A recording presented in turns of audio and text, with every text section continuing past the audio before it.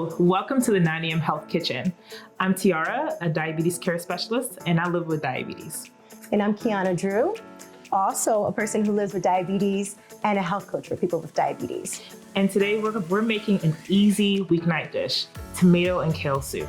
That sounds delicious. Isn't it? Yeah. It's a great dish because it takes less than 20 minutes and all of the ingredients are easy to find in your grocery store.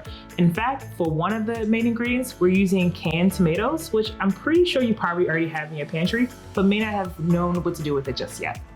Yes, and we're using some kale, but you can always switch that out for greens. Spinach, any other green. Yeah. And it's very simple. So we want to cut on time because we know in this day and age, we don't really have time. And a lot of people with diabetes sometimes think, oh, I have to spend all this time prepping my meals. You really don't. And we're breaking it down for you here today. Well, let's get into it. Okay. Cool. So we're gonna start off with a medium-sized pot or a larger pot. Kind of depends on how many people you plan on feeding. And at first, I'm going to heat some olive oil over medium heat. Going.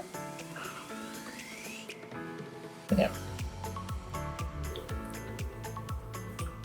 And then we're going to add some onions and carrots. Okay, so we'll saute that for a little bit.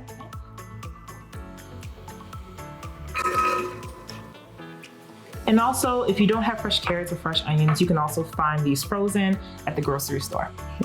Sometimes you can find them together. Yeah. A mixed frozen bag of vegetables too will go great in there. Yeah, this recipe is really versatile. So you can use any different types of ingredients that would work for you. Stir the onions and carrots just for about like 3 to 5 minutes over medium heat. I don't know about you guys, but certain foods that you make that are aromatic like this, wait an extra day and you'll notice that things taste better the second day. So your leftovers taste better than the first day, than the day you made it. And why is that? It's basically like all of these flavors are getting to know each other in the refrigerator. I like that. They're getting to know each other. Tastes so much better the next day. Okay, so Tiara is sauteing the veggies now. And what else do we need to add? Our garlic, right? Yes, okay. We need to add some garlic. There we go. And Qiana, do you know why we add garlic last? I do. Tiara's coming in with the hot tips. We put in the garlic last because you want to eliminate the garlic from becoming too bitter from overcooking it. So we let the onions and the carrots and the olive oil simmer, and our garlic is last.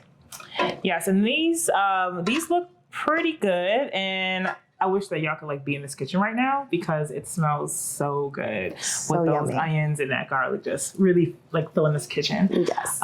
So many great aromatic flavors. So next we're going to add our broth along with our tomato sauce. Yes. So yeah, we'll add some low sodium vegetable broth, just kind of cut down on the amount of salt that this dish has. If you don't want to use vegetable broth, you can also use water because we have a lot of flavor from the onions and the garlic and the carrots as well. Right, and that's going to simmer down. Exactly. But the low sodium is really important because we always, I would say this isn't just for people with diabetes, but everyone should watch their salt intake. That's right. We do have so much salt in our foods, especially when we go out to eat. We don't know what's in our food. So what's cool about this is quick, easy, and you know what's in it. Also, you can find the ingredients and the serving sizes below. As well as the carbohydrate counts. All the carbohydrate counts for every serving is below. After adding the broth, we're going to add the tomatoes. And these are just a can of crushed tomatoes. You can find that in your grocery store, and it's relatively inexpensive. Oh, it smells so delicious Doesn't already. it? And now we're gonna add the kale. Last. Now this is just gonna simmer for 3 to 4 minutes. 3 to 4 At minutes. most 5. Yep, just until that kale cooks down. It gets nice and soft. Yep. And all the flavors come together. So this is like a really quick meal.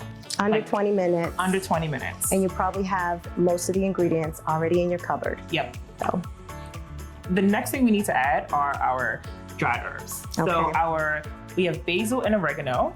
all right. Oh, I love the way this smells. There we go. Oh yeah, this is really good.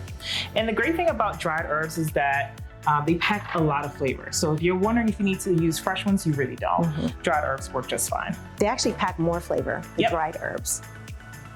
We have some salt. Just make sure we get that in there. Then we're gonna let all these flavors come together and kind of let all of them hang out for a little bit. So they get to know each other. Yeah, like so they you get to said. know each other. I love that. Let the flavors get to know each other, Yes. and it'll be done in about 3 to 5 minutes. Yeah, Are you ready? I am. All right, our tomato kale soup is done, and we are going to take a bite. It smells so yummy. It smells delicious. Oh yeah. That like the onions and the garlic really just make this dish. And I get like that like sort of bite of the carrot. Yes. Yes. It's crunchy. And the sweetness of the tomato. It's delicious. I love it. So guys, tune back in to the 9 a.m. Health Kitchen on our next episode. And you can find the full recipe in the serving sizes below. Bye. See ya.